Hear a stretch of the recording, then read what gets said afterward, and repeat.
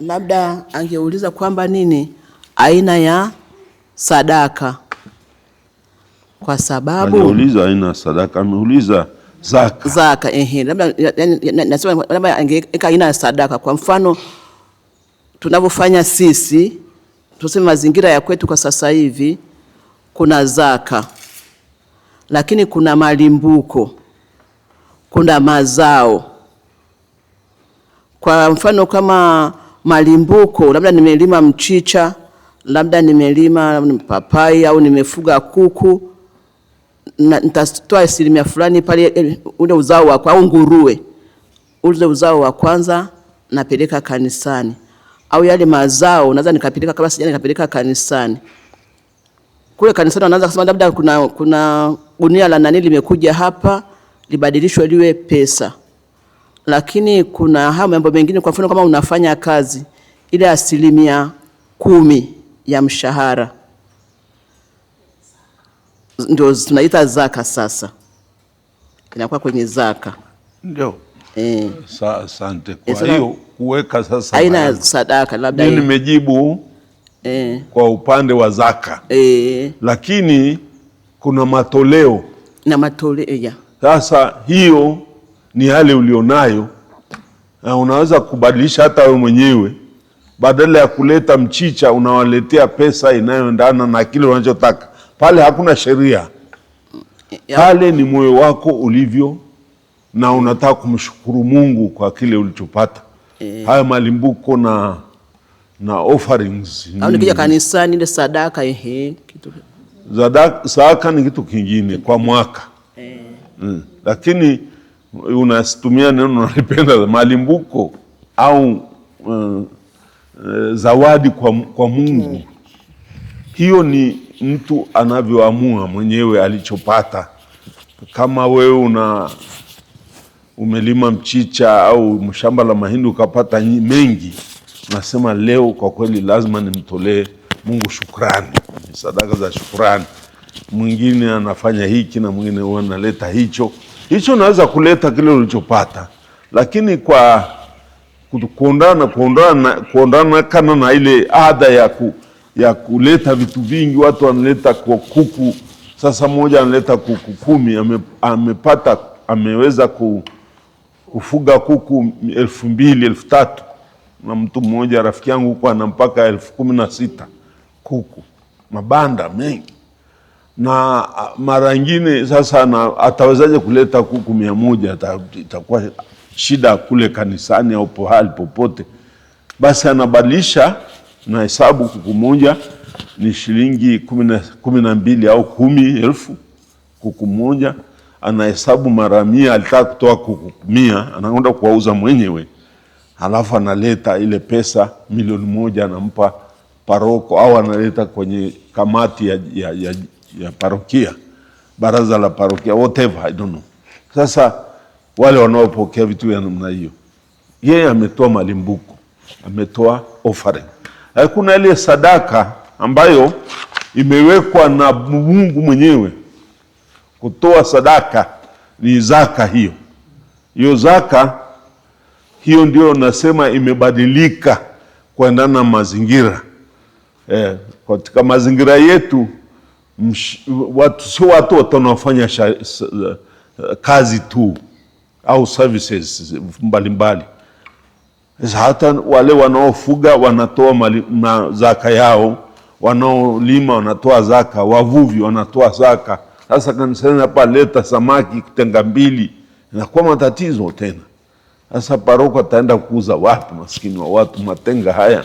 Kwa hiyo inakuwa ni vyema mtu yule anayetoa kwa moyo safi anabadilisha mwenyewe huko, anajua thamani ya hii kitu. Alipata mapato katika samaki, alipata milioni labda 20, wanaopata vizuri, anatoa hapo 100,000 anatoa kama zaka. Hiyo ndio zaka, tofauti na malimbuko na zawadi kwa Mungu. Tuitumie neno gani? Offerings. Hizo zinaendana na hali mtu aliyopata, anayojisikia. Hakuna sheria inayotawala hilo. Halafu anaendelea, kwa nini zaka nyakati hizo za mwanzo wa Agano la Kale ilisisitizwa kwa wakulima na wafugaji wa nyama na mazao, na kuyaacha makundi mengine kama wafanyabiashara, waseremala, wafua vyuma na wafanyakazi wa kuajiriwa? Je, wao kwa nini hawakulipa zaka nyakati hizo? Kuna ushahidi wowote wa kundi hili lisilomiliki mashamba, wanyama na mazao kutoa zaka? Na kama ni ndio, walitoa nini? Kwa kweli ndugu zangu, huyu kidogo labda ameangalia siyo namna gani. Sio wakulima anasema wakulima na wafugaji tu waliokuwa wote walitoa zaka. Na walitoa zaka, lengo la zaka ni kutambua kwamba unapata huduma ya kiroho kwa njia ya kwa Mungu mwenyewe, ambaye anatuma manabii kuwalisha hao au kwa wale wanaoandika Torati na kuelimisha watu. Huduma za kanisa, hao walihitaji kitu cha kuwasaidia, miundombinu, kujenga na kununua vyombo vya madhabahu, kujenga makanisa na nini. Haya yalihitajika pesa, na pia mehitaji vitu, pesa, na pia hata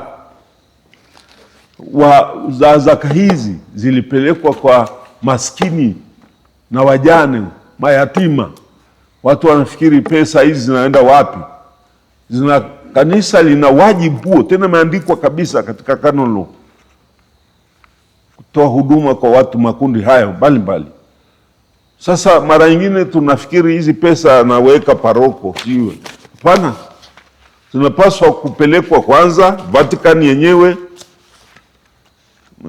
Unasikia Vatican au kanisa limetoa msaada kwa watu wa Kongo wanaokufa huko kwa vita, au huko popote pale, na hao ndio pesa zinazotumwa. Tena kila jimbo linahesabiwa watu walioko, Wakristo waliopo, na wanapeleka zaka Roma.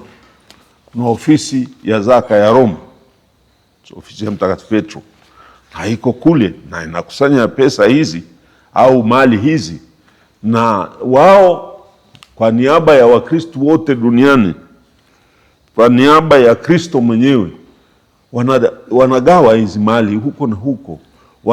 Wanapeleka kwa seminari huko na huko, wanapeleka kwa majimbo mapya. Tunasikia jimbo linahitaji sasa padri, askofu mpya. Jimbo linahitaji pesa nyingi sana kuanzisha jimbo. Hata hapa kwetu huko, si wapi, jimbo jipya liloanzishwa huko, ni Simiyu au wapi huko? Bagamoyo, na kuna lingine huko Bariadi.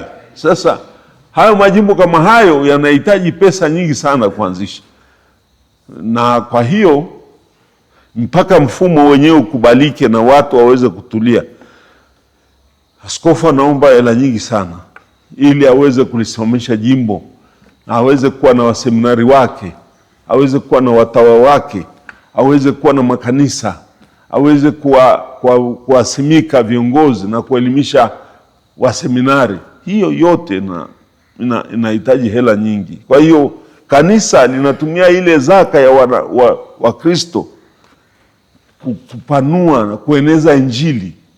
Kuna mfuko mwingine unaotolewa mdogo huo, lakini zaka ni katika kuimarisha kanisa na kuliendeleza, na katika kuwasaidia viongozi wa kanisa wenyewe. Kwa hiyo ilikuwa toka zamani, ilikuwa watu walikuwa wanalipa. Sasa ukitaka kujua, angalia, amesema toa mfano ambao ni watu ambao hawafanyi, sio wakulima wala wafugaji, lakini wanatoa zaka. Yesu mwenyewe katika Injili ya Marko sura ya 12 aya ya 13 mpaka 17 anamuuliza Petro na mitume wengine, je, ni watu gani wanaotoa zaka au kodi? Kodi ile ni kodi ya kanisa inaitwa zaka. Je, ni mwenye mtoto wa mfalme au ni watumishi wa mfalme, wananchi? Akasema hapana, mwana mfalme atoi zaka, anayetoa ni wale wanaotawaliwa naye, ndio wanaotoa kodi. Kodi ya kanisa ndio zaka. Basi akasema sasa, kwa sababu walijiuliza hivi, Yesu anatoa zaka? Yesu akasema ndio. Alisema ndio, anatoa zaka kila mwaka, lakini kuandikwa tunasema ni implicit answer, ni kwamba ndio anatoa. Na ili kudhihirisha hilo, alimwambia Petro, nenda kafungue samaki, vua, fungua mdomo wake, toa huko hela, sio kutoa magunia ya mahindi, kwa sababu yeye halimi. Anatoa kile ambacho anaweza kukipata. Fungua samaki, toa hizo pesa, wewe lipa ya kwako na ya kwangu. Na kwa kweli Petro alifanya hivyo, akafungua, akachopata huko hela, nafikiri hela ya Kirumi wakati ule. Na pia pengine angependa angetoa zaka pia kwa hekalu, lakini yeye anasema hekalu ni mali yake. Sasa kutoa hela ya hekalu, alitoa ya Kaisari. Akalipa kodi ya Kaisari. Yesu anatuambia tunalipa kodi, na hakuna kusema unalalamika tena, kwa sababu unapata huduma kwa watu hao. Na wataishije bila huduma hiyo? Mapato yao ni yepi? Ni ile kodi au ile zaka. Basi ndio hiyo maana yake. Tunaita zaka kwa sababu ni matoleo kwa Mungu, sio kwa binadamu. Ukishamwingiza Mungu ndani ya kitu, hicho kitu humpi yule unampa Mungu mwenyewe. Na ndio maana inaitwa zaka. Kuna neno hilo zaka lina meza neno sadaka. Kwa hiyo kuna ule moyo, sio kwa kulazimishwa. Kanisa haliwezi kwenda kufunga watu kama TRA kuwafungia biashara, halina uwezo huo. Lile linategemea moyo wako mwenyewe, imani yako mwenyewe. Na ndio maana inaitwa zaka. Inaambatanisha zawadi pamoja na sadaka. Na zaka hiyo, kwa hiyo ni kitu cha muhimu sana. Hata Yesu mwenyewe amelipa na mitume. Na kwa kuwa hawakuwa wakulima wala wafugaji wala wavuvi, wakati huo Petro alikuwa analipa. Na tunasikia Mathayo alikuwa anadai hiyo kodi pia na zaka. Na kwa hiyo wavuvi walikuwa wanalipa, sio kwa samaki, isipokuwa kwa pesa. Baada ya kuuza samaki, unajua bei yake nini, kwa kutumia hela ya Kirumi, ulikuwa unaenda kulipa zaka na hata kodi kwa Kaisari. Tayari walishaanza kutumia senti, yani coins. Nasikia anaendelea maswali yake. Ukokotoaji wa zaka. Kumekuwa na mtizamo tofauti kuhusu ukokotoaji wa zaka kwa waumini katika makundi mbalimbali katika kanisa. Kundi la kwanza ni la wakulima na wafugaji. Kundi la pili ni wafanyabiashara, na kundi la tatu ni wafanyakazi wa kuajiriwa katika sekta ya umma na binafsi. Sasa sielewi anataka nini hapa ukokotoaji. Hata lingekuwepo kundi lingine, wangeliweka katika ranki yao. Kitu cha muhimu katika zaka is not that 10%. 10% of what? That's the thing. 10, unasema 10% ya kitu gani?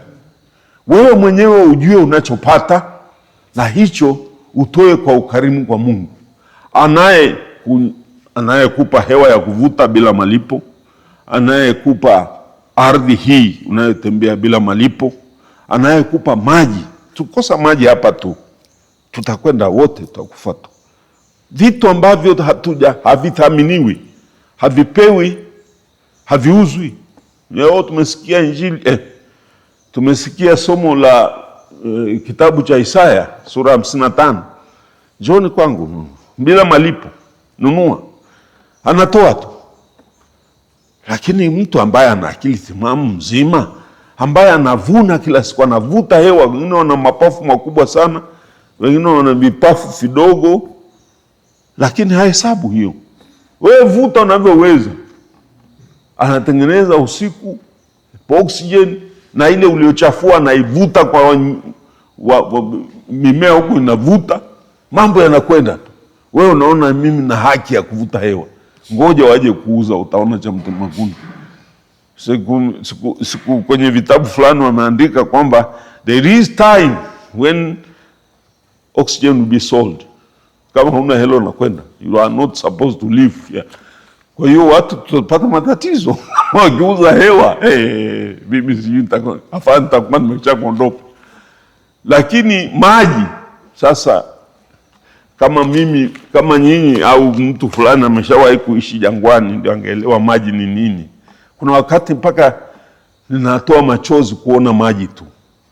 Kweli mimi nasema wazi, I don't know what God created in me, lakini ninatafakari sana. Maji, kiumbe hicho, msikichezee hapa wa Afrika. Lakini panda hapo juu, uende huko kwa wakina Turkana huko, utapata matatizo makubwa sana. Uende uishi jangwani kwa watu wa fulani kule, wale mabeduini, wakuone unamwaga tone la maji. Unajua wale wanatembea na majambia yale, you are gone, they will kill you.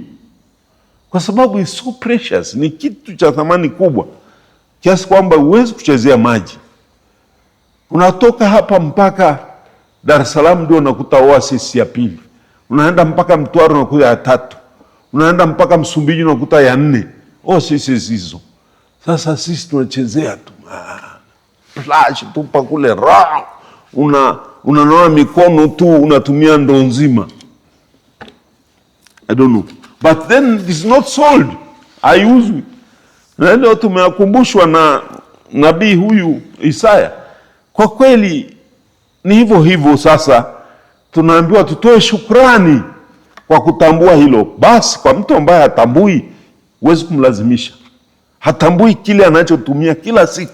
This soil where you put in a small seed, cha hindi moja, punje ya hindi moja, alafu unapata gunzi nzima la mhindi, punje zaidi ya 300. Unashangaa, how did it come up? Unaweka shina la ua fulani, linatokea maua ya namna hii, rangi tofauti. Yani unasema yametoka wapi? Huu udongo una nini? Hizo rangi zimetoka wapi? Hizo rangi zimetoka wapi? Rangi nyekundu, kuna maji hizi, the petals zile. Sasa a person ambaye na akili timamu asiseme asante, asishangae akasema chukua yote bana. That is zaka. But tunalamenti kwa kurini. Basi ndio hivyo. Ukokotoaji huo unategemea basi na shughuli nazofanya. Ikitokea sasa tutatoa kwa ajili ya wanaanga wanaokaa huko mwaka mzima hawajarudi, wawekewe na zaka yao huko, I think they will pay.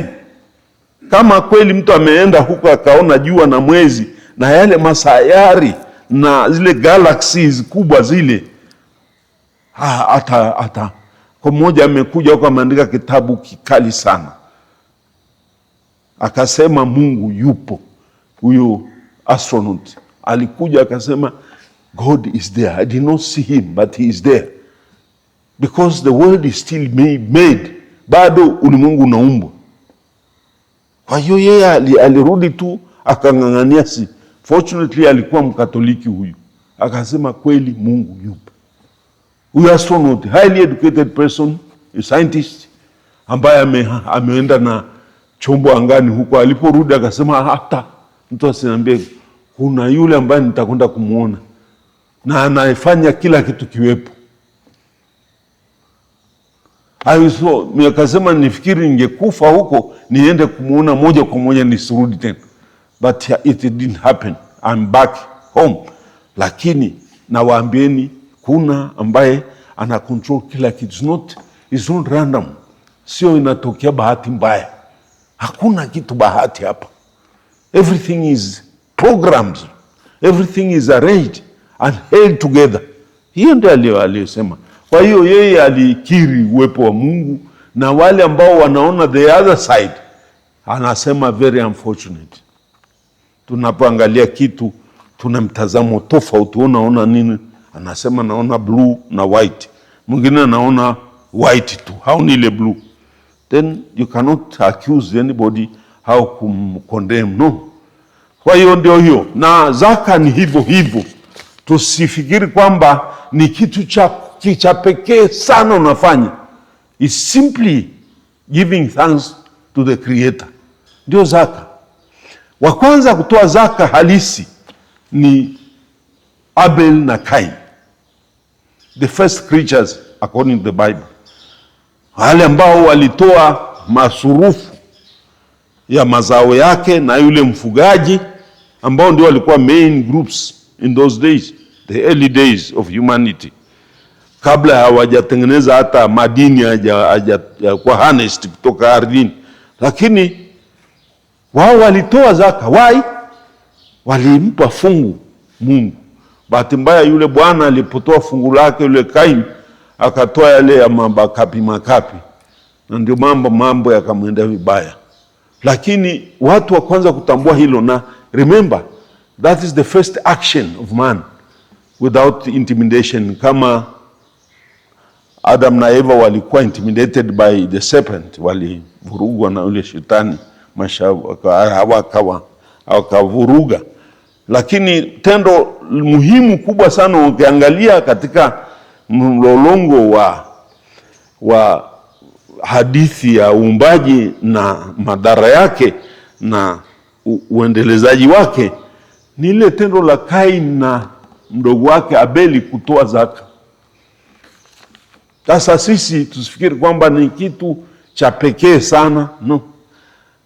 Unakumbushwa tu kwamba wewe uhai unao, unaweza, mapafu yanaweza kwenda, na moyo unaogonga. Nilikuwa nasikiliza moyo wangu kwenye mashine huko, nilishangaa sana. Sio wangapi wameshaenda kwenye mashine hizo kusikiliza moyo wako unavyofanya kazi. Nilipata matatizo makubwa sana. Wiki nzima nasema what is that? Mashine hii siku moja itazima. I say, ukisikiliza inafanya kazi. Au wangapi wameshapitia huko mashine hizo? Kuna mashine zinazo monitor moyo wako kwa muda, labda dakika 10 hivi. Unaisikia tu. Inaitwa echo. Echo, hiyo. Wewe umeshaenda huko. Basi echo. Ile ukikaa ukisikiliza, na mimi nilikuwa nasikiliza, nasema Mungu, sasa itazima. Hapana, inaendelea tu. Sasa moyo huo ambao unafanya kazi namna hiyo kwa miaka 70, 80, 90, no repair, ni injini ya pekee ya dunia hii ambayo haifanyi repair na inafanya kazi non stop from the day it starts working in the womb. Katika tumbo la mama yako imeshaanza kazi mpaka utakapolala pale wanaimba requiem. Kwa kweli why won't you say who is making this thing work? Nana na maintain. Kwa hiyo mingesema, watu wanasema nature. What is nature after all? There's no such thing as nature without God. Kwa hiyo ndio hiyo ningesema zaka sio kitu cha muhimu sana mpaka mtu anahangaika. Ni kitu kinachotegemea mtazamo wa mtu na moyo wake. Na mtu aliyotazama mambo haya kaya, who told? Nani alimwambia Cain na mdogo wake Abeli watoe zaka au kutoa sadaka? Who told them? No. God did not ask, and he will never ask. Hata kulazimisha.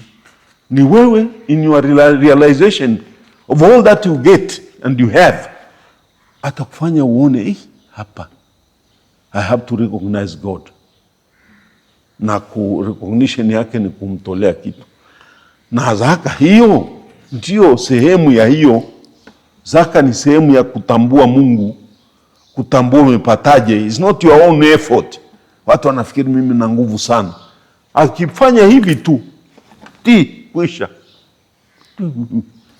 We think we live because we are very clever. We merit it. Which merit do you have? Wewe ulilipa nini kuzaliwa? Na pana wengine tunaregrete kwa nini nimezaliwa kama Ayubu. Kwa matatizo yote. Yes, ulikuwa na swali. Naomba utupanue mawazo kidogo hapo mambo ya pastoral. Nakaa karibu ya shemasi hapo. Swali langu linaendana na swala hili kwamba tunawezaje kujenga hii utamaduni wa watu kutoa % kidogo, kutoa kama shukrani. Mimi nimesafiri kidogo, nimekwenda Canada, rafiki yangu kule, yeye ni Mwafrika Mtanzania hapa, amemuoa mzungu. Sasa tukawa tunaongea, siku moja ananiambia, bwana, mke wangu anawafundisha, wana mabinti wawili wana miaka kama 8, 10 na mvulana mdogodogo miaka 4, 5. Sasa ananiambia kwamba yule mama anawafundisha wale watoto, wanakwenda supermarket, wananunua supu wakati wa baridi ule. Anawafundisha jinsi ya kutayarisha ile supu, baadaye wanawawekea kwenye kama chupa za chai hivi, yeah, na vijikombe vile plastiki. Kwa hiyo wanakaa kwenye mtaa hivi, kwenye kona hivi nini, na mabango yao wameshaandika supu shilingi ngapi, support sijui nini. Kila mtu ameandika tangazo lake, ana support nini. Kwa hiyo mmoja ana support mbwa wale wanao support blind people, wanaoongoza vipofu wale. Mwingine sijui ana support kitu hiki, mwingine ana support kitu hiki. Kwa hiyo pale wamekaa wanauza zile supu zao, hela wanayopata wanaambiwa wachukue % kidogo, na % nyingine ndio wanaenda kusupport ile charity wanayotaka kusaidia kule.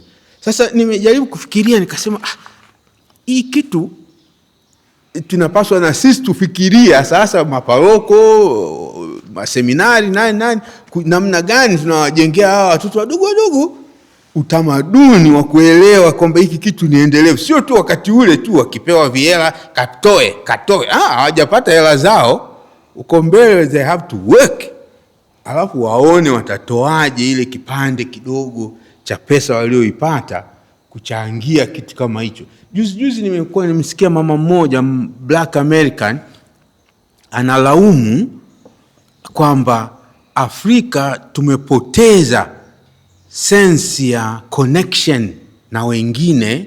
Yeye anasema zamani ilikuwa ukipata kama kinywaji lazima umwage kidogo, yani umwage kidogo kama kushukuru, kuwaunganisha na wale wengine. Sasa ndio najiuliza, hivi vitu hivi tunafanyaje kwamba ili tuhakikishe kwamba tunajenga haya malezi, ili hata baadaye huko kanisa litakuwa halina shida sana ya kupata watu ambao wanatambua kwamba aidha ni utamaduni umelelewa au ni spirituality inawagusa huko ndani, to share mazao yale wanayoyapata. Sio mtu anapata tu. Mpaka sasa hivi tunapata watu tunakula sana, tunalewa sana, tunaanza kupata BP tena. Asante sana mwalimu kwa wazo hilo kubwa. Ni kubwa, nasema ni kubwa kwa sababu ndivyo wenzetu walivyo. Mimi nimeishi huko miaka zaidi ya 12 nje huko, nimeona hayo na inagusa sana. Hata baby yote miaka 6 tu kama hicho tayari ameshatambua kuna huyu haya ana kitu hicho, ani muhitaji mwingine. Yeye anajiona badala ya kujiangalia ndani anaangalia nje.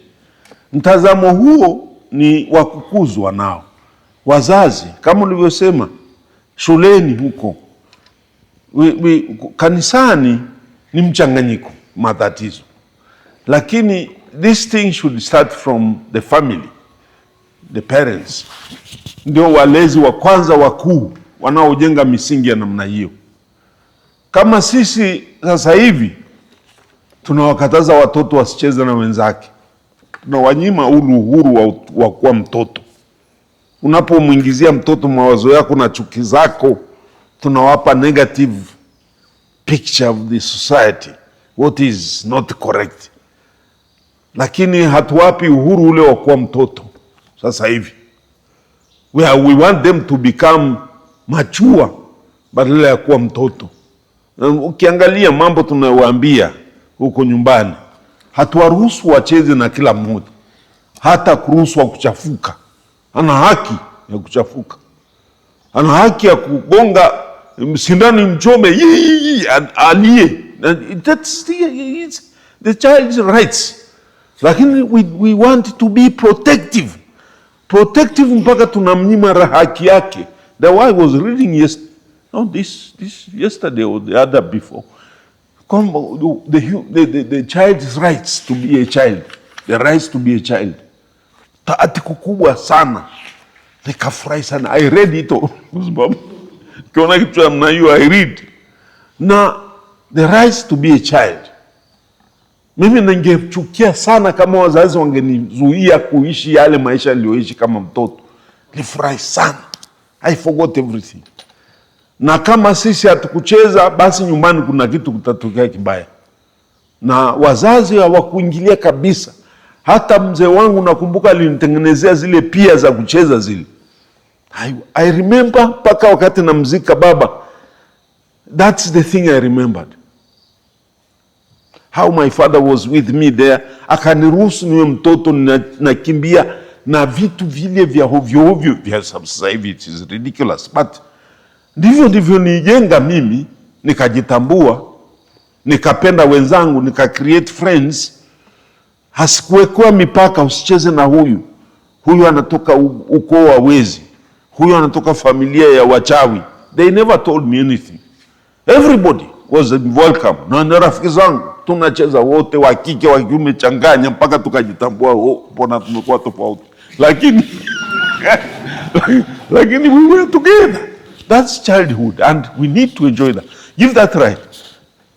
Sasa hivi we create a narcissistic child, mtoto anayejiangalia yeye tu, and that is dangerous. Na ndio tunawalea sasa hawa.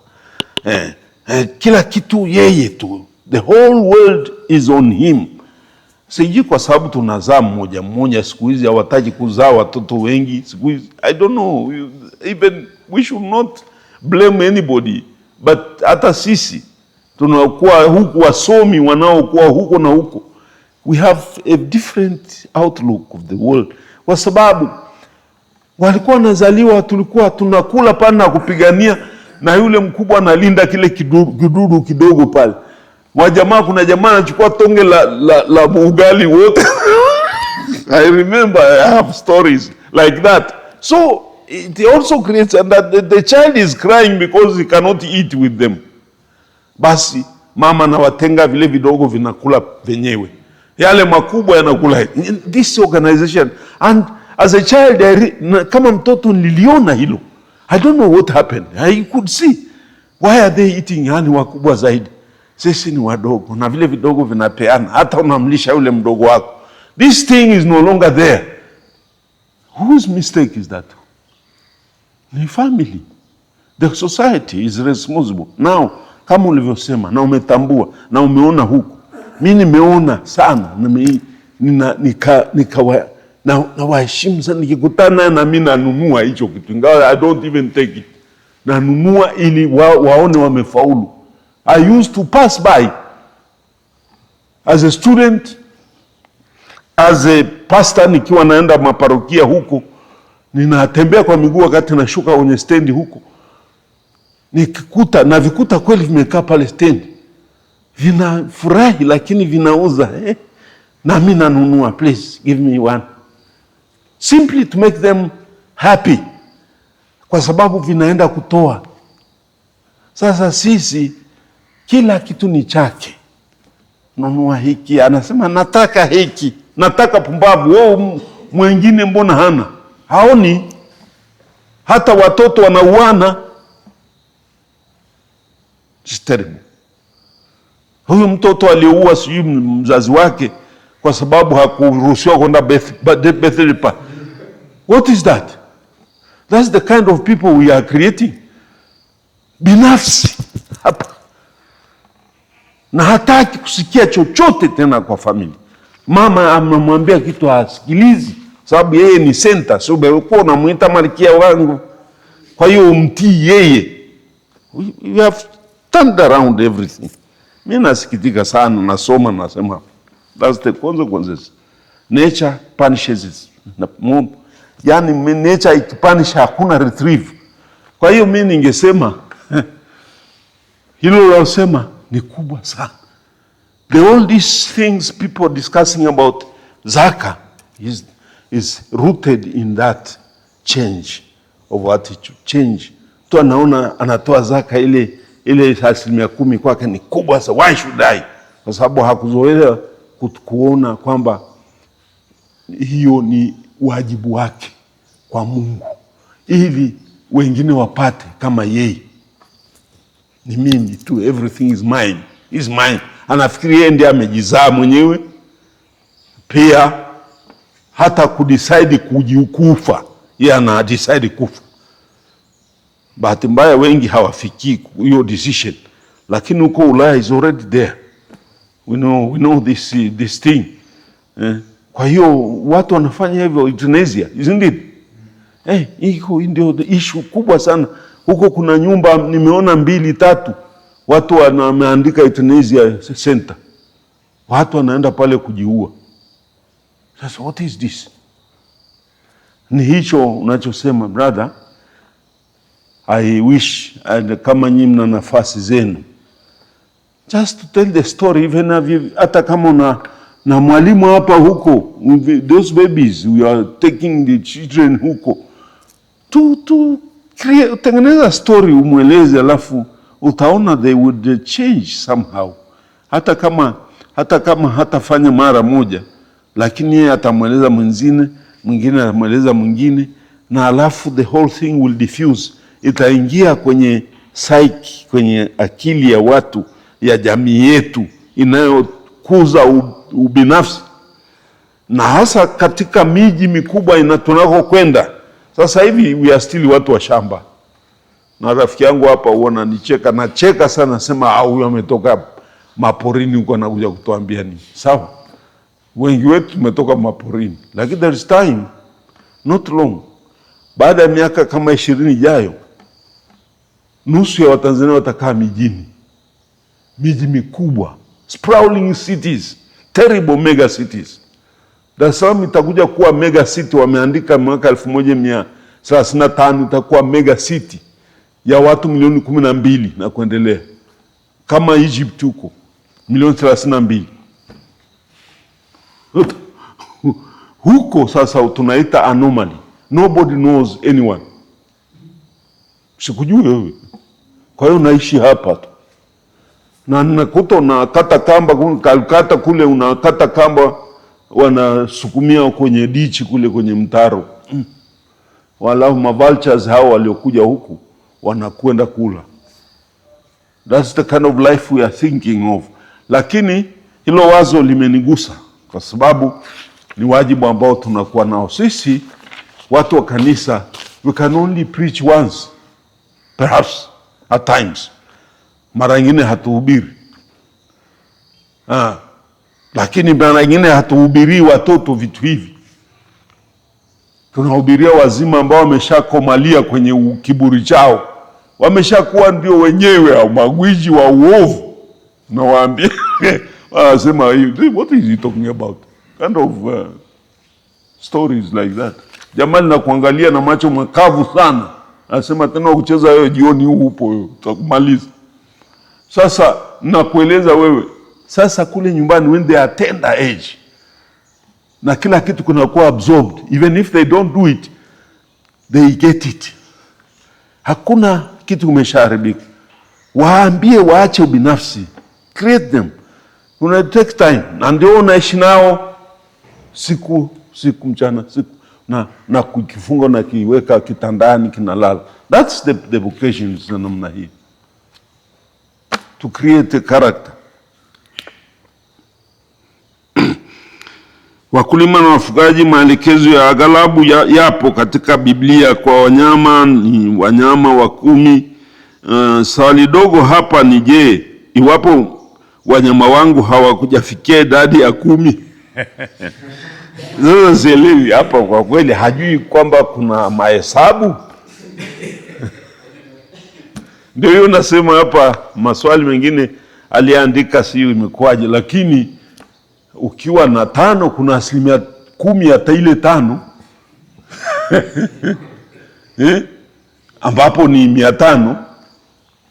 Sasa au ni kama 1,500 ni asilimia nimewekaje 500, asilimia 10 yake ni 50, sivyo?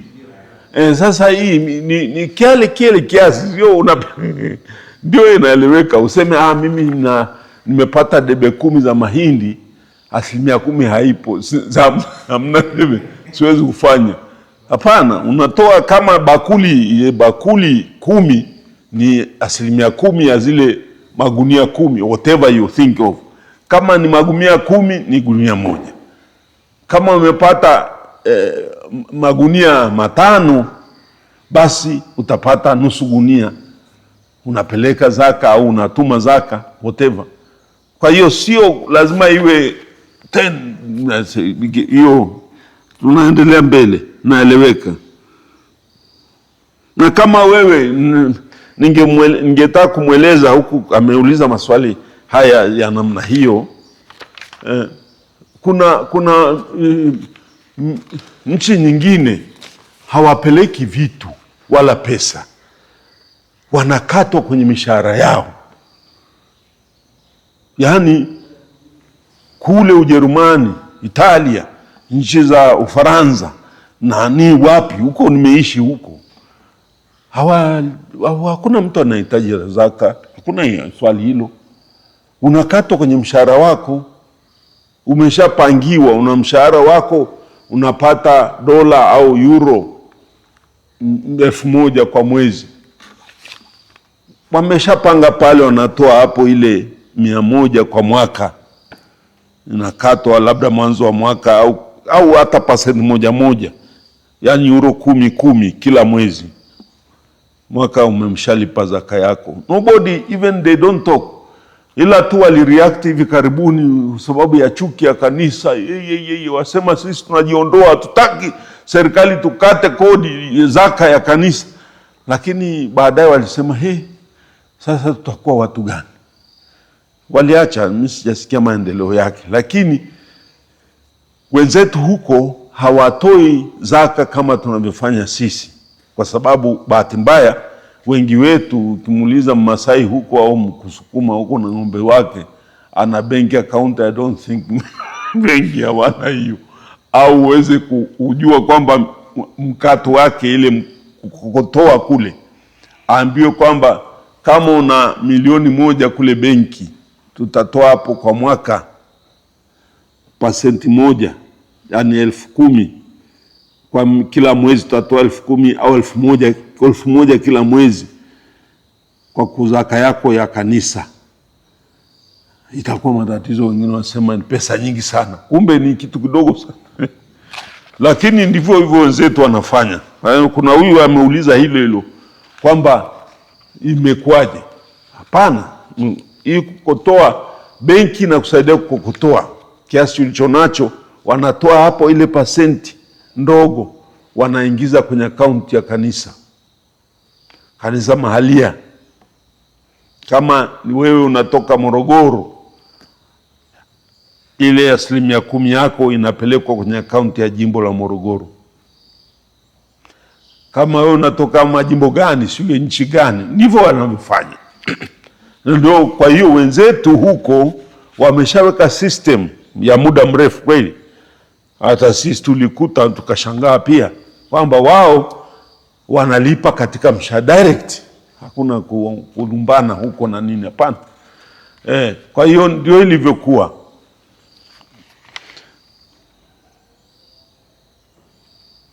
Anasema hapa sasa kutoa, anasema anaongea mambo mengi kweli.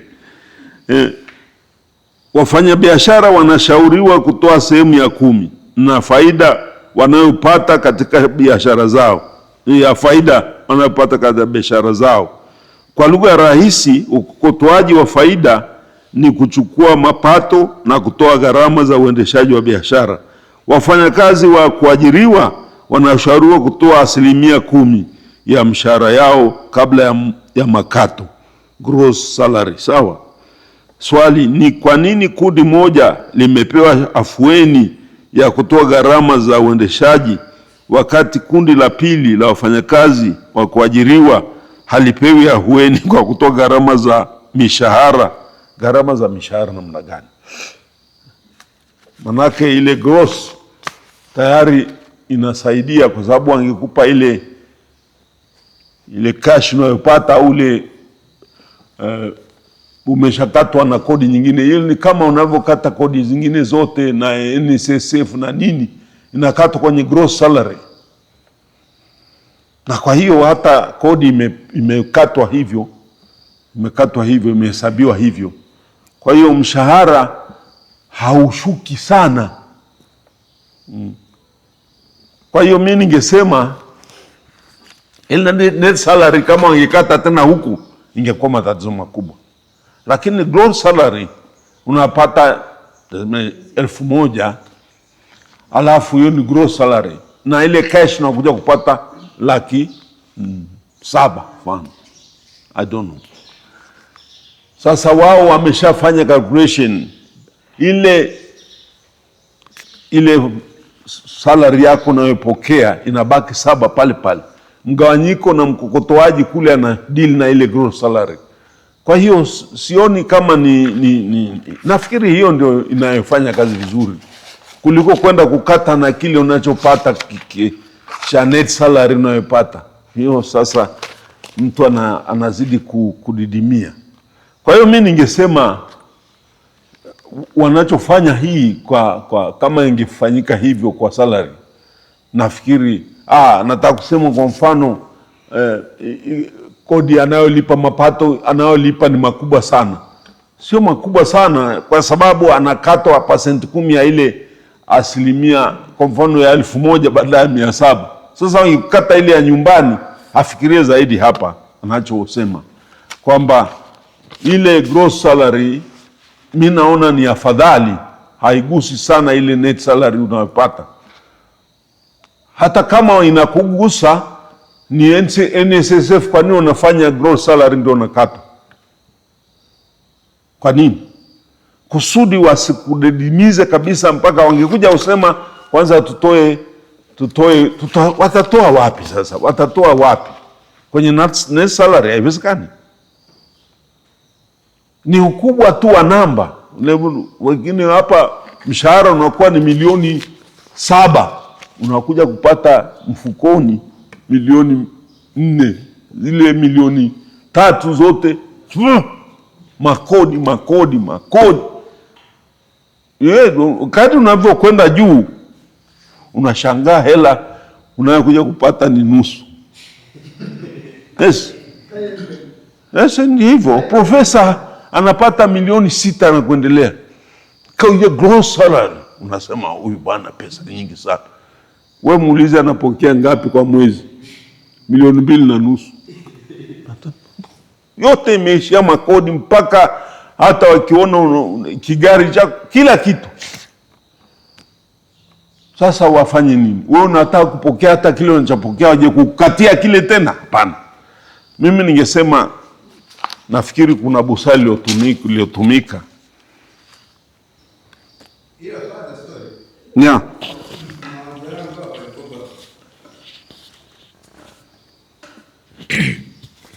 Mimi naona yuko sahihi kusema kwamba ukikata kwenye ile kubwa unakata nyingi kuliko ukikata kwenye ile ndogo. Lakini the idea ninavyoona mimi ni kwamba ili mtu asiendelee kuona kwamba anaendelea kukatwa, kwa sababu ukishakatwa ukamaliza ile, kwa mfano unapata milioni 1, baadaye wamekata umepata 700,000, baadaye uambiwe bwana bado huku utakapokuwa umepewa hiyo 700,000 usitumie kwanza, tunataka tukate tena. Naona ile utakapoishia kwenye 600,000 labda na fanya na 50, yani itawafanya watu wengi sana waone kama hivyo basi mimi naona nakatwa sana, kuliko huyu mtu angekatwa 3.5 kule kwenye milioni akapewa 600,000 huko, bana, hizi za kwako tumeshamaliza makato, sasa take home yako hiyo utapangia bajeti hivi. Binadamu sisi tuna sense ya changu yani hii ni yangu, sitaki kuingiliwa tena. Kwa hiyo mimi nadhani huyo anachouliza kwa nini wanafanya hivyo, sijajua anatafuta kitu gani yani, lakini mathematically ni kweli kwamba wale hawakuwa wajinga kwanza kule, kwamba huku chini wangerudi tena chini wakakudai tena wewe 10% tena ya hii, ungepaswa tena kulipa tena na nini. Naona itakuwa complicated sana mlolongo. Hata nadhani wako watu mpaka sasa hivi hata kwenye kodi sisi tunajaribu kufanya biashara waliotutangulia, unasikia wanajaribu kwenda kunegotiate na serikali kwamba amueni kabisa kwamba mnataka kuchukua nini na nini, ili iwe rahisi na sisi kunegotiate na nyie kwamba angalia sasa kwenye milioni umechukua 600,000, sasa mfanya biashara anabaki na 400,000, inakuwa kwaje? Umeona? Kwa hiyo inabidi hivi vitu hivi watu waelewe kwamba wale wanaokata wale wanakata kwa sababu gani, na hawa wanaolalamika kwa sababu gani. Lakini ni ukweli kwamba wale wanaotaka kukata kodi biashara wanataka hela nyingi kuliko zile ambazo zinakuwa zinalipwa directly, na hawa watu wakigundua kwamba makato yataongezeka watakataa, watakwepa ule mfumo wa kodi. Kwa hiyo kuna ukweli mimi anachosema huyu kwamba kwa nini wanakata juu, kuna ukweli kwamba wanakata nyingi, lakini there is a reason. Mimi naona ni bora wakakata kule, ili wewe hata kama una malalamiko au una mapendekezo au una kitu chochote utaona vizuri huku mbele kwamba kuanzia hapa sasa nafanyaje. Sawa, unachosema ni kweli. Mimi ningepata hela yangu alafu tena mtu anakuja anasema kodi hii bado, unaona nyingi sana na inaumiza. Kwa hiyo ile ya kutoka juu huko gross salary wanakata pale, basi unasema hiki ni changu sasa, sitaingiliwa. Badala ya mtu baada ya kupokea ile 700,000 anasema sasa kuna 10% ya kanisa. Sasa nakuwa shida tena, mtu anatoa kwa moyo mzito sana, kwa sababu hiyo ndio amepangia bajeti. Na unachosema ni kweli, ni kubwa kidogo kwa sababu ni 10% ya kitu kikubwa, lakini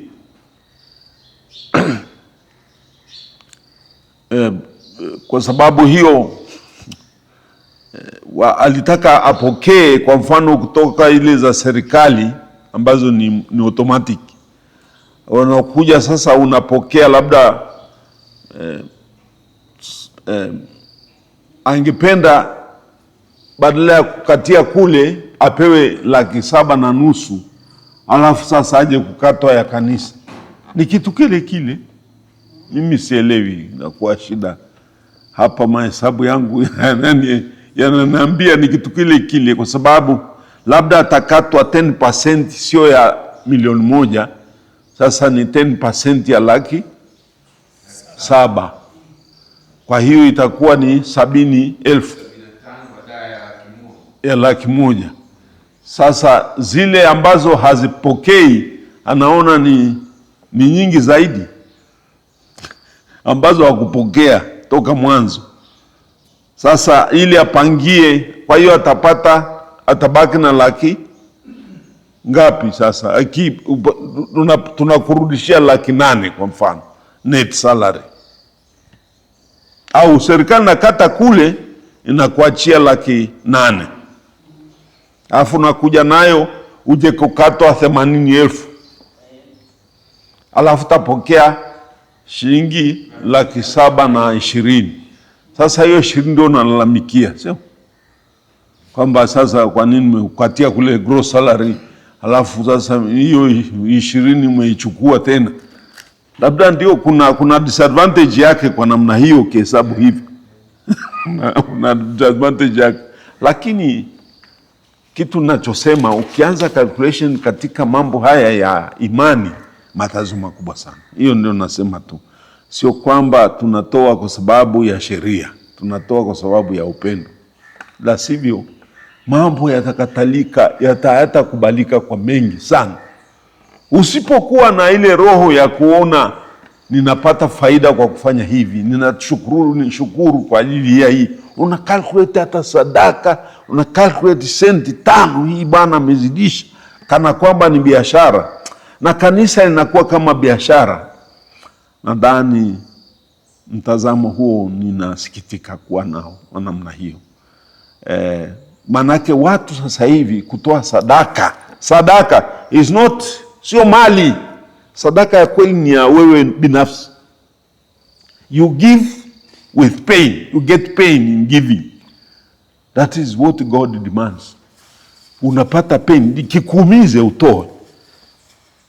Lakini sisi tunataka kutoa comfortable. Mina sitaki kufeel any deprivation, yani kunyimwa, kukosa kitu.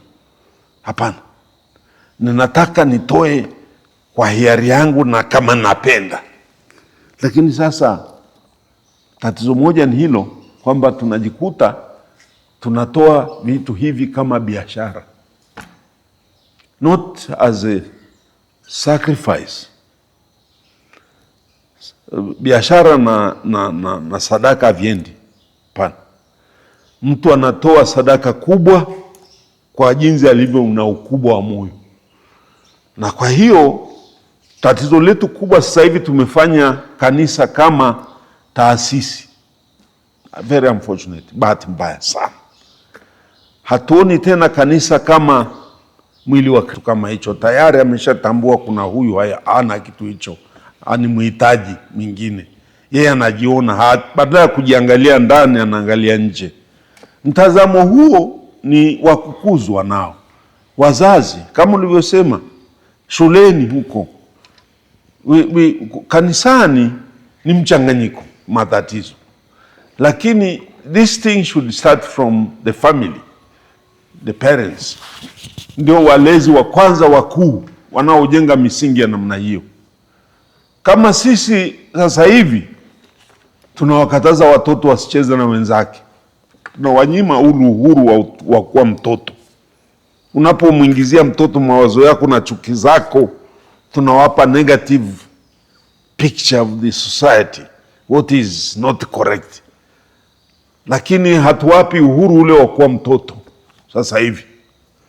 We want them to become mature badala ya kuwa mtoto. Ukiangalia mambo tunayowaambia huko nyumbani, hatuwaruhusu wacheze na kila mmoja, hata kuruhusu kuchafuka.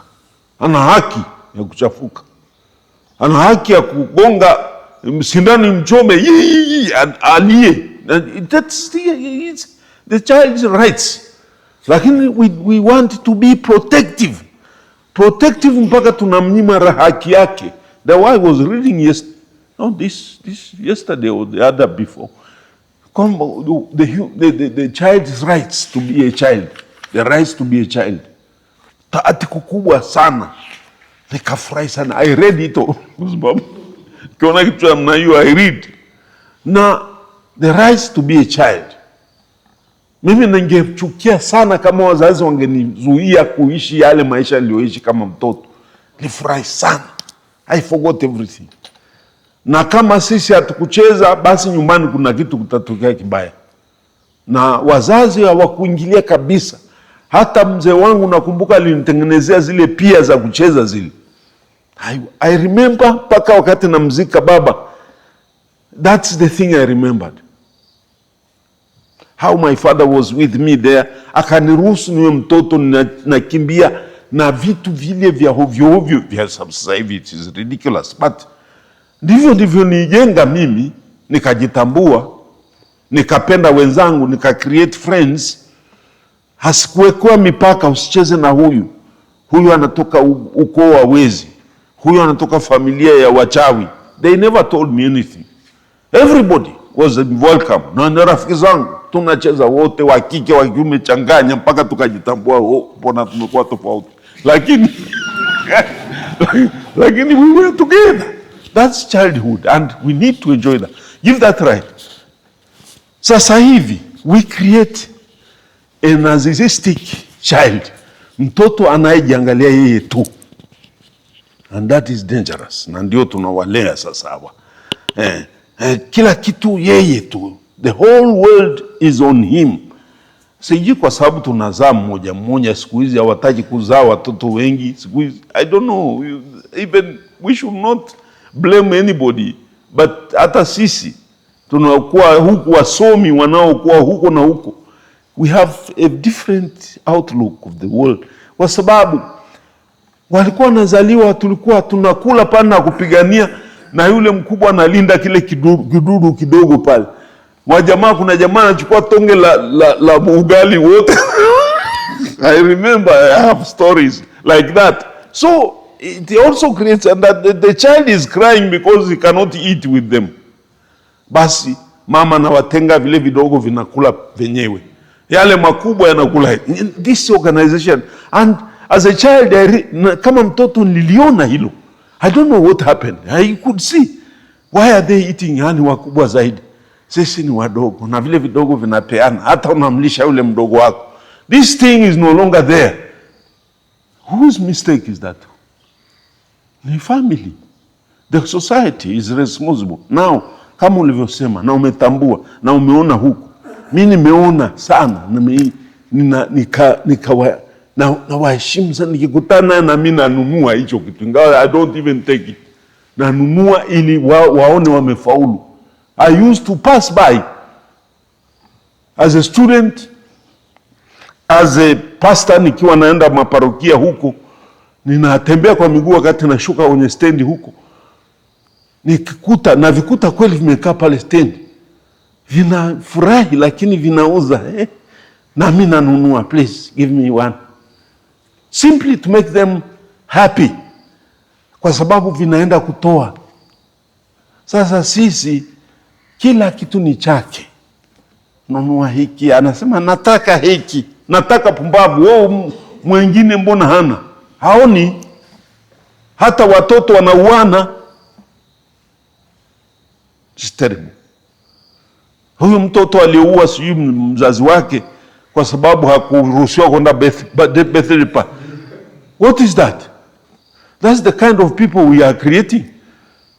Binafsi hapa. Na hataki kusikia chochote tena kwa familia. Mama amemwambia kitu hasikilizi, sababu yeye ni center, sio bado unamuita malkia wangu. Kwa hiyo umtii yeye. We have turned around everything. Mimi nasikitika sana, nasoma nasema that's the consequences. Nature punishes it. Yani nature ikipunish hakuna retrieve. Kwa hiyo mimi ningesema hilo losema ni kubwa sana. All these things people discussing about zaka is rooted in that change of attitude. Change. Tu anaona anatoa zaka ile 10% kwake ni kubwa sana. Why should I? Kwa sababu hakuzoea kuona kwamba hiyo ni wajibu wake kwa Mungu, ili wengine wapate kama yeye. Ni mimi tu, everything is mine, is mine. Anafikiri yeye ndiye amejizaa mwenyewe. Pia hata kudecide kujikufa, yeye ana decide kufa. Bahati mbaya wengi hawafiki hiyo decision, lakini uko Ulaya is already there. We know this thing. Kwa hiyo watu wanafanya hivyo euthanasia, isn't it? Iko ndio issue kubwa sana. Huko kuna nyumba nimeona 2-3 watu wameandika euthanasia center. Watu wanaenda pale kujiua. Sasa what is this? Ni hicho unachosema brother. I wish kama nyinyi mna nafasi zenu, just to tell the story, even hata kama na mwalimu hapa huko, those babies we are taking the children huko to create, tengeneza story umweleze, alafu utaona they would change somehow. Hata kama hatafanya mara moja, lakini yeye atamweleza mwingine atamweleza mwingine, na alafu the whole thing will diffuse. Itaingia kwenye psyche, kwenye akili ya watu, ya jamii yetu, inayokuza ubinafsi. Na hasa katika miji mikubwa tunako kwenda. Sasa hivi we are still watu wa shamba. Na rafiki yangu hapa nacheka sana, sema huyu ametoka maporini huko anakuja kutuambia nini. Sawa, wengi wetu tumetoka maporini, lakini there is time, not long, baada ya miaka kama 20 ijayo, nusu ya Watanzania watakaa mijini, miji mikubwa, sprawling cities, terrible mega cities. Dar es Salaam itakuja kuwa mega city, wameandika mwaka 1135 itakuwa mega city ya watu milioni 12 na kuendelea, kama Egypt huko milioni 32. Huko sasa tunaita anomaly, nobody knows anyone.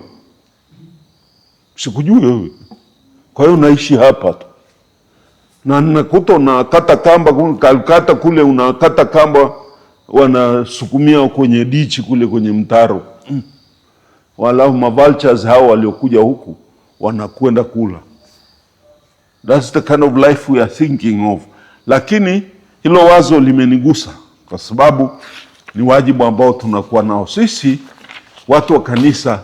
We can only preach once, perhaps at times. Mara nyingine hatuhubiri. Lakini mara nyingine hatuhubiri watoto vitu hivi. Tunahubiria wazima ambao wameshakomalia kwenye kiburi chao, wameshakuwa ndio wenyewe au magwiji wa uovu. Na waambie wanasema, what is he talking about? Kind of stories like that. Jamani na kuangalia na macho makavu sana. Anasema tena kucheza wewe jioni huu upo wewe, tutakumaliza. Sasa nakueleza wewe, sasa kule nyumbani when they are tender age, na kila kitu kunakuwa absorbed, even if they don't do it, they get it. Hakuna kitu kimeshaharibika. Waambie waache ubinafsi, create them. Una take time, na ndio unaishi nao siku mchana, siku na kukifunga na kiweka kitandani kinalala. That's the vocation za namna hii, to create a character. Wakulima na wafugaji, maelekezo ya aghalabu yapo katika Biblia kwa wanyama, ni wanyama wa 10. Swali dogo hapa ni je, iwapo wanyama wangu hawakujafikia idadi ya 10? Sasa sielewi hapa kwa kweli, hajui kwamba kuna mahesabu. Ndio hiyo nasema hapa, maswali mengine aliandika sio imekwaje, lakini ukiwa na 5 kuna 10% hata ile 5 ambapo ni 500. Sasa au ni kama 1,500 ni nimewekaje 500, 10% yake ni 50, sivyo? Sasa hii ni kile kiasi, sio ndio inaeleweka. Useme mimi nimepata debe 10 za mahindi, 10% haipo, hamna debe, siwezi kufanya. Hapana, unatoa kama bakuli 10 ni 10% ya zile magunia 10, whatever you think of. Kama ni magunia 10 ni gunia 1. Kama umepata magunia 5, basi utapata nusu gunia, unapeleka zaka au unatuma zaka, whatever. Kwa hiyo sio lazima iwe 10, hiyo tunaendelea mbele, naeleweka. Na kama wewe ningetaka kumweleza huku, ameuliza maswali haya ya namna hiyo, Kristo, hapana, ni taasisi fulani inavuna. Bahati mbaya, na Mungu atusamehe, viongozi wa kanisa wameonyesha picha hiyo. Pata mali mpaka unasikia watu wanasema siendi kanisani leo bana, leo wanatangaza nini inaitwa harambee. Hata mimi nilikuwa naenda huko sehemu fulani Tungi huko, ninaalikwa na paroko huko au msimamizi wa kigango kile, wakati kiwa kigango mwanzo tunaanza kujenga kikanisa kile. Naambiwa tunaomba uende ukaongee machache pale katika harambee. Sasa baada ya naongea na tia mkazo pale, tunapata kitu. Baada ya mwezi mmoja, harambee, father tunaomba. Mimi nikamwambia siji harambee tena. Hata miezi 6 haijapita harambee tena. Sasa mimi najua mahali fulani kila Jumapili kuna harambee ya kwa hicho ya hiki, tunanunua mabenchi haya, tunajenga altare mpya juzi, haya tabernakulo imezeeka, haya. Sasa watu unaona wakija kanisani kama wanakuja kwenye gulio fulani. Sasa hii again not very positive, ningesema sio haitoi picha nzuri ya kanisa. Bahati mbaya kweli, na najua hata wakuu wa kanisa wakisikia sehemu fulani nasema hapa usije ukaweka ovyo ovyo huko, wasije wakaninyonga. Kweli, kwa sababu unasikia maaskofu fulani kila siku maagizo, mchango. Wakristo wanasema hawajui kwamba tuna familia, hawajui kwamba tunakula na kuvaa, hawajui tunalipa ada ya watoto, hawajui tuna watoto wa kupeleka hospitali, kuna wagonjwa nyumbani ambao tunahangaika nao. Sasa hii kodi kila siku, mchango left right center bottom, so up. Wengine wanasema mimi siendi kanisani bana. Jamaa mmoja aliniambia, akamwambia nenda alafu usilipe. Lakini hiyo ni ya kwangu. Nasema usilipe kwa sababu kama umechoka na unaona haina maana, inakuharibia ile roho ya kuwa na pamoja na Kristo. Nenda kwa ajili ya Kristo. Basi bahati mbaya kanisa linalokuwa huko kwa wenzetu huwezi kusikia mambo haya, kwa sababu wale wameshakomaa, wana everything. Hata kitu kipya wana draw kwenye benki account yao, wale ujaza huko mamilioni. Nasikia parokia na bilioni 1 benki euro, parokia weka kule. Kwa hiyo wakitaka kitu kipya, labda kuweka picha, hamna hata kuweka, kila kitu they have. So hawazungumzi mambo. Lakini sasa sisi tunaanzisha kanisa kule porini kule mchango, lazima tuzungumzie hayo. Na hakuna tena pesa ya mjomba hiyo tena. Ukizungumzia swala la kujenga kanisa, they will laugh at you in the church. Ukienda kule unasema tunajenga kanisa, sema mambo ya hayo hataki kusikia hapa. Unakatazwa kabisa, usitaki kusikia mambo ya kujenga kanisa. Najua watu wameshamkataa Mungu, unajua. Kwa hiyo wao wanataka uongelee swali la hospitali, shule. Sometimes they may think of that. Au mambo ya hizi nini hizi jinsia, NGOs hizi.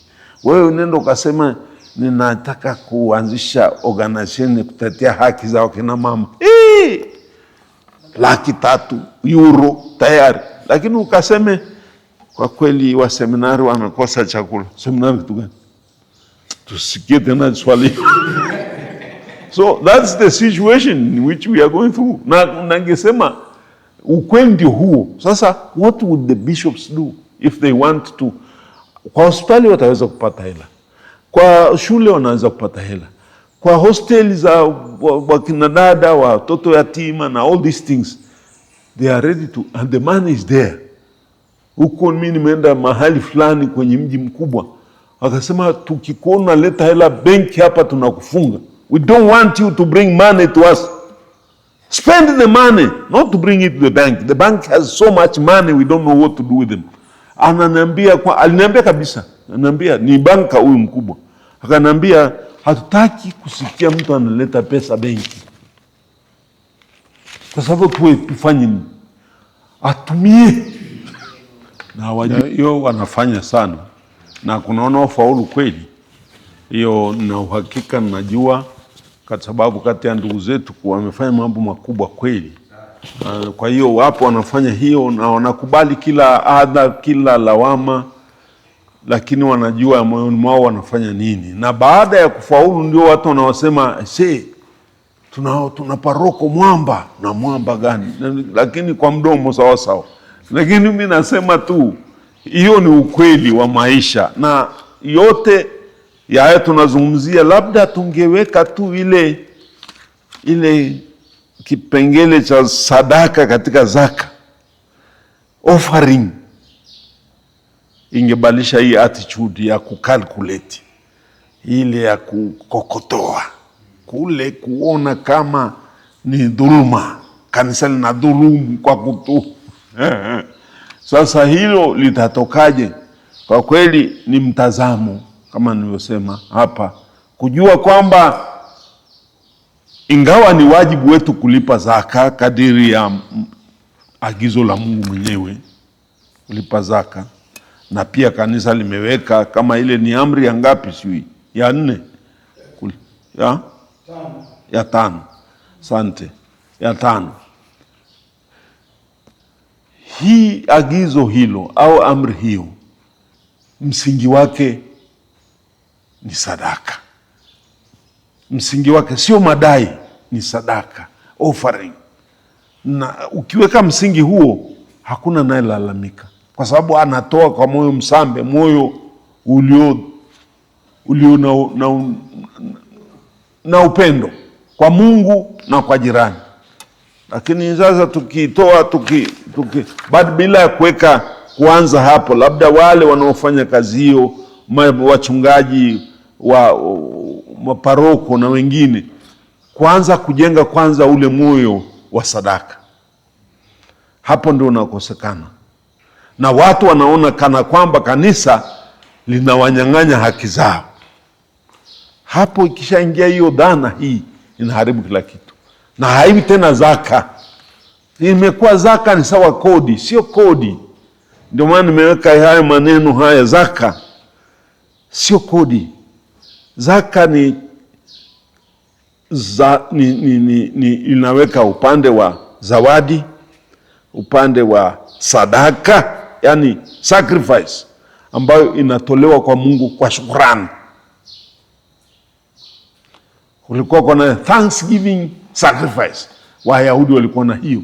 Sasa ile inachanganya zote, na yule mtu anatoa, na awe na sababu ya kutoa. It's not because, sio kwa sababu kanisa limedai. That is the attitude I hate. Sio kwa sababu umedaiwa. Na zamani ilikuwa huruhusiwa hata kwenda kupokea Ekaristi siku ya Pasaka. Sio kwa wengine tulikotoka huko, kama hukulipa zaka ya mwaka ule, Pasaka unanyimwa Ekaristi takatifu. I think that was an extreme. They should be separate things. Kwa sababu zaka ni zaidi ya zaka ni sadaka binafsi kwa Mungu, kwa kutambua yale unayopokea bila kustahili. Ni zawadi kwa Mungu. Hakuna mtu anaweza kulazimisha kuleta zawadi. It's impossible. Unaambiwa lazima ule. Kuna watu ukienda kwenye birthday parties wanazofanya, mimi siji. Ukinialika kwenye birthday na kuambia kula birthday yako, siji. Sio kwa sababu nashindwa kuleta zawadi. Hapa. Ila kuna watu ambao kwenye birthday lazima uje na chupa ya divai au chupa nini ile, kreti ya bia au mbege debe moja. What? Champagne. Sasa hiyo champagne gani hiyo? Champagne mwenyewe sikukunde ananua mwenyewe. Lakini unakuja na kitu au kilo moja ya nyama choma au nini, and if you don't have, unaambiwa mlango umefungwa. Watu wanafungiwa nje kwa sababu umekuja. Mmoja anakuuliza wapi, anangoja aone mkononi mwako umeshika kitu. Kama unakuja kama ulivyo, anakuambia hawajafika, usubiri uko nje. Hii nimeona na ipo. Sasa hiyo ni attitude tunamuonyesha Mungu namna hiyo. Kumbe sisi tunapaswa kuwaelimisha watu wajue kwamba hizi zaka ni zawadi kwa Mungu na haihesabiwi kwa mahesabu. Inategemea unajojitambua wewe mbele yako na Mungu na yale uliopokea. Sasa unless you do that, unaona kila wakati ni pesa, ni amri, hiyo nafikiri itatupeleka sio kwenyewe. Mimi naweza sasa nazungumzia hapa wanufaika wa zaka ni watu gani? Mimi sijui nitaenda wapi.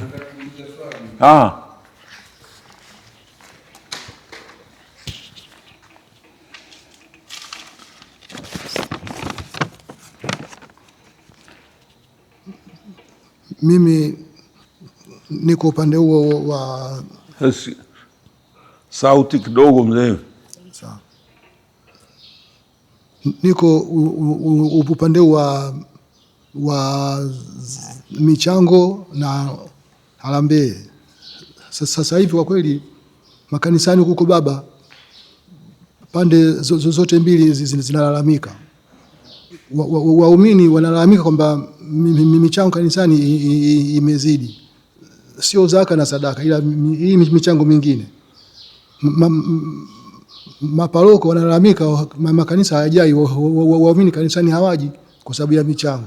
Sasa paroko kumbe kishajua hilo, kwa nini asirekebishe? Hiyo moja. Ya pili, kuna muumini huko nyumbani huko Dar es Salaam nakotoka, aliongea na paroko kirafiki tu, akamuuliza baba paroko, hii hali mbona imezidi?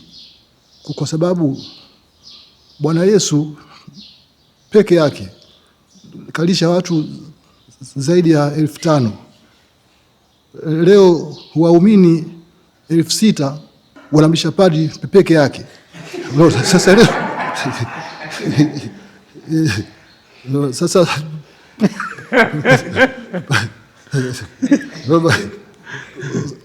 sasa paroko kweli kakosa jibu, akaambia bwana wewe acha maneno yako hapo. Asante. Amembadilishia kibao tena. Sasa yani alitaka sasa padri ndiye awalishe watu. Najua pia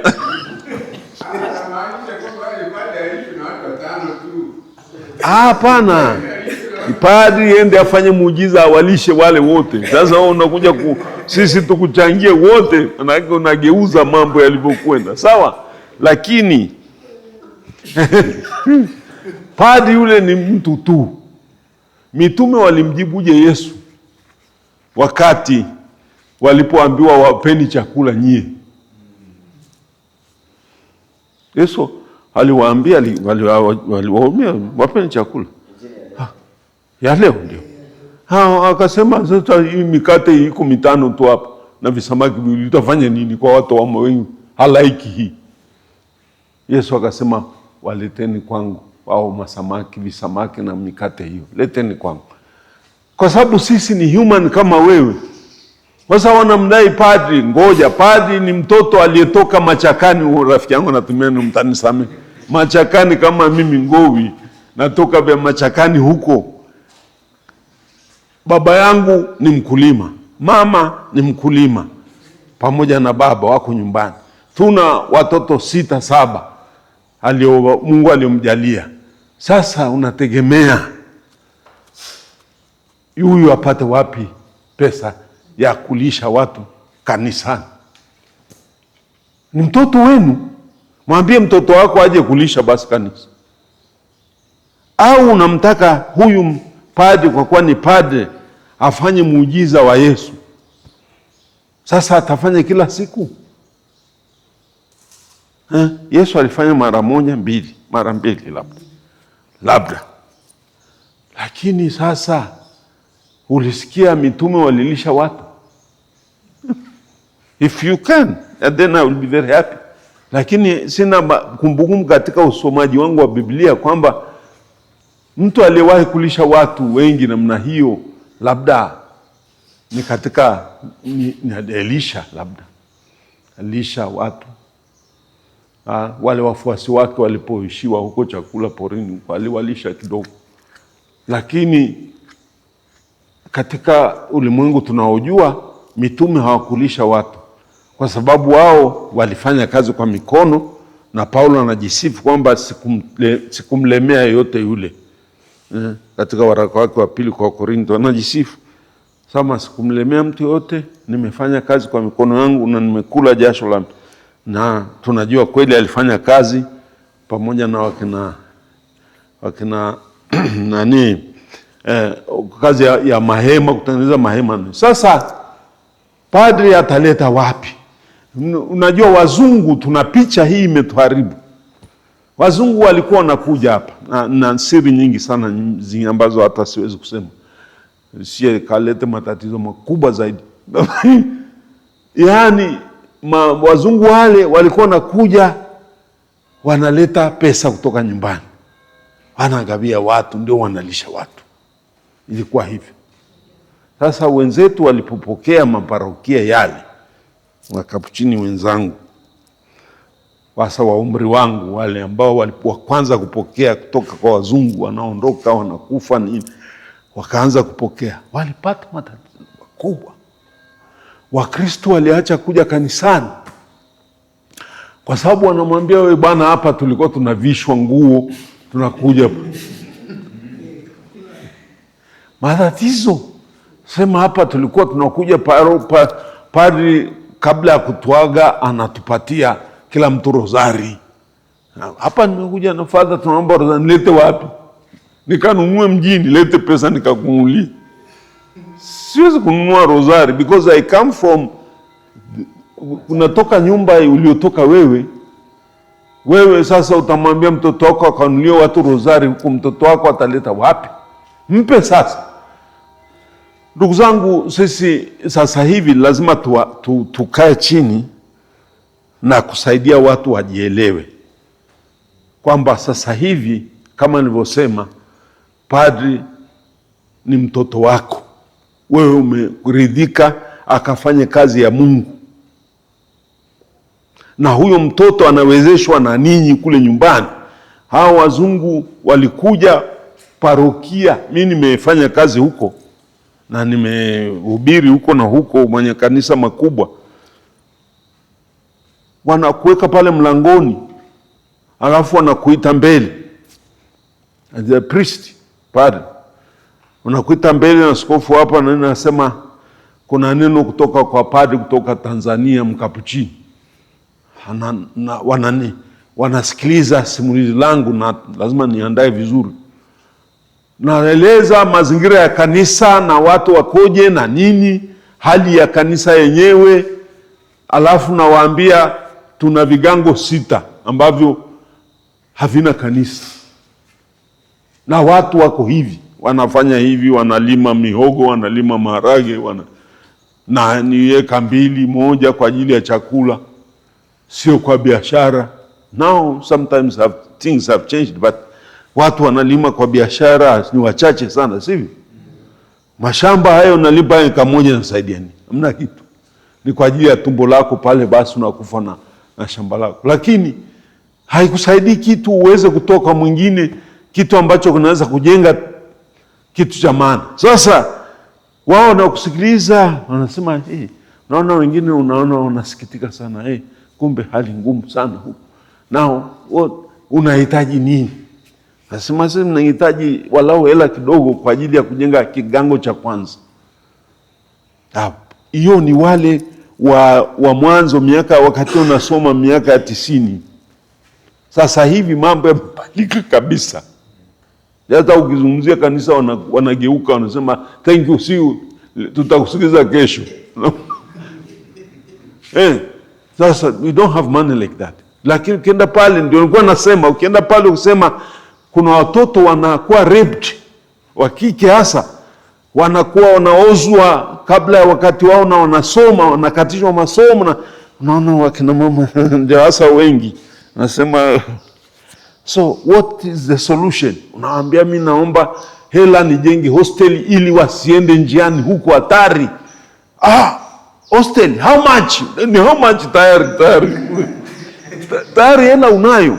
Lakini ukizungumzia kanisa, ukizungumzia seminari, hawa wanaolima wakae chini ya miti mpaka wajenge, kama sisi tulivyokuwa chini ya mvua na snow mpaka tulipojenga kanisa hili kwa mawe mikono yetu. That is the attitude they have nowadays. Na kwa hiyo makanisa yetu ni nguvu zetu. Sasa ukimwambia padri,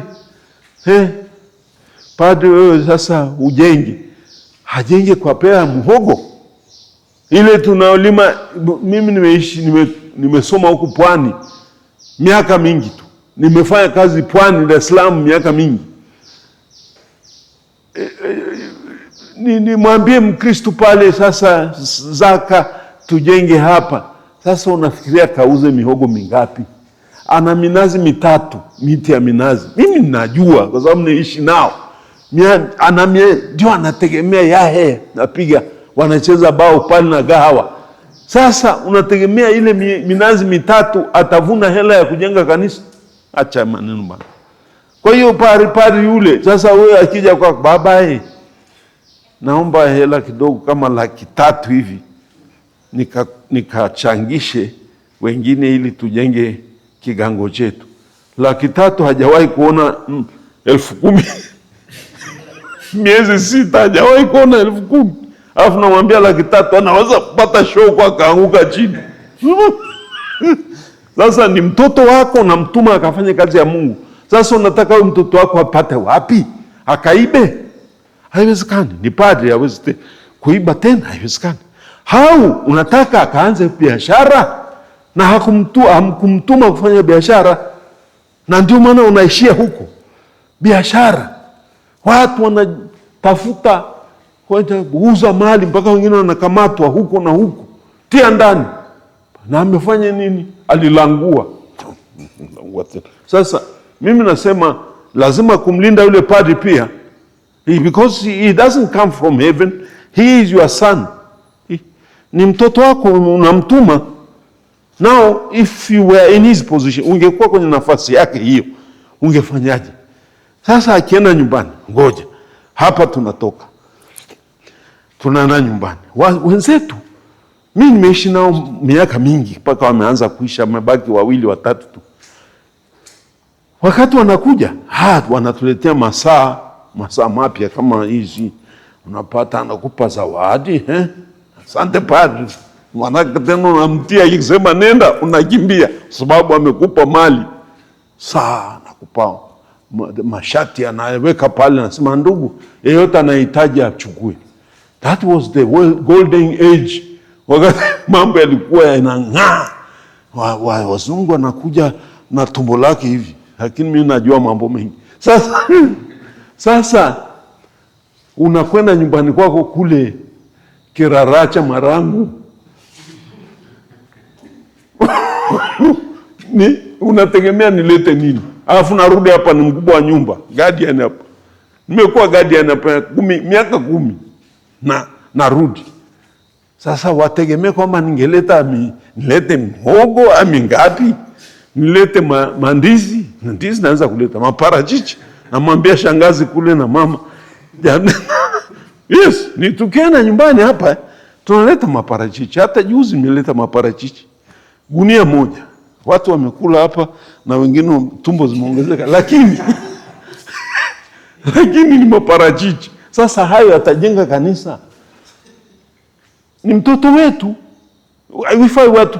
Kama ningemweleza mama angekuwepo au shangazi, mwambie kule tu wanahitaji hela ya kuanza kigango. Sasa mama kwenye kanga yake amepinda hapo, ameweka hapo shilingi 2 ya sadaka ya Jumapili. Wale wa mama zetu wazee wanaweka hapa, anapinda hiyo na kwenye anaweka hapa. Jumapili anakwenda kutoa sadaka Jumapili. Hii wanaleta hapa. Ndio maana heshimu sana hata kama ni shilingi 1. That is more than 1 million kwa tajiri. Sasa padri huyo namwambia alishe watu. Atoe wapi? Ajenge wapi?